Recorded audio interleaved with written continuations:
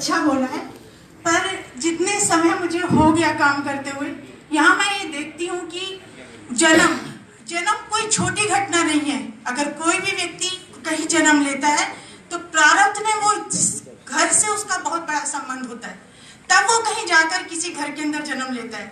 पीछे किस तरीके के वो ग्रह लेकर आया है, उस परिवार से उसका क्या संबंध है, ये कुंडली से एक ज्योतिषाचार्य बहुत अच्छा समझाता है। जब भी कोई हमारे पास आता है तो सबसे पहले ये पूछता है हमसे कि जो बच्चा हुआ है ये हमारे लिए शुभ है कि नहीं, किस पैरों से हुआ है, दादी पे शुभ है कि नहीं, पिताजी पे शुभ है कि नहीं, ये सारी चीजें वो बोली जाती है। इसका मतलब एक बच्चा अगर जन्म ले रहा है तो उसका प्रभाव पूरे परिवार पे पड़ रहा है और उस परिवार का प्रभाव भी उस बच्चे पे पड़ रहा है। इसको आप ऐसे समझ सकते हैं, एक धनाढ्य घर के अंदर बच्चा पैदा होता है, उसका बैंक बैलेंस पहले से जमा है उस घर में, वो सारी सुख सुविधा भोगेगा उस घर की जिस घर के अंदर उसने जन्म लिया है।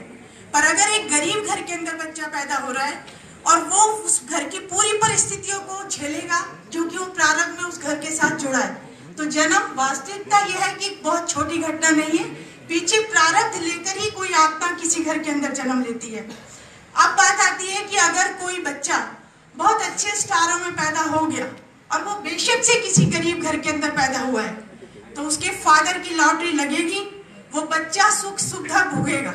और अगर अमीर घर में है वो बच्चा और वहां पर वो बुरे ग्रह लेके मीन्स नीच के ग्रहों की महादशा स्टार्ट है,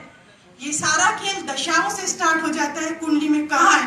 अगर नीच के ग्रहों की दशा फादर पर है, उसके दसम भाव पर है यानी फादर के धन पर है, तो उसके परिवार का जो है नाश होना शुरू हो जाएगा और बच्चे के कारण उस घर का पतन निश्चित है।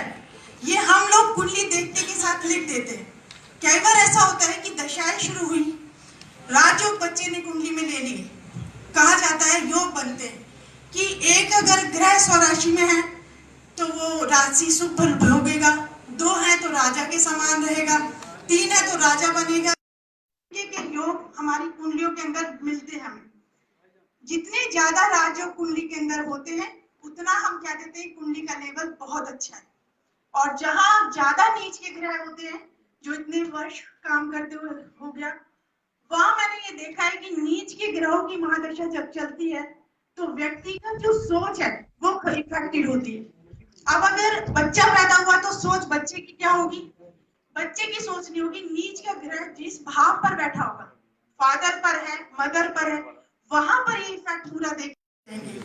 अब ग्रह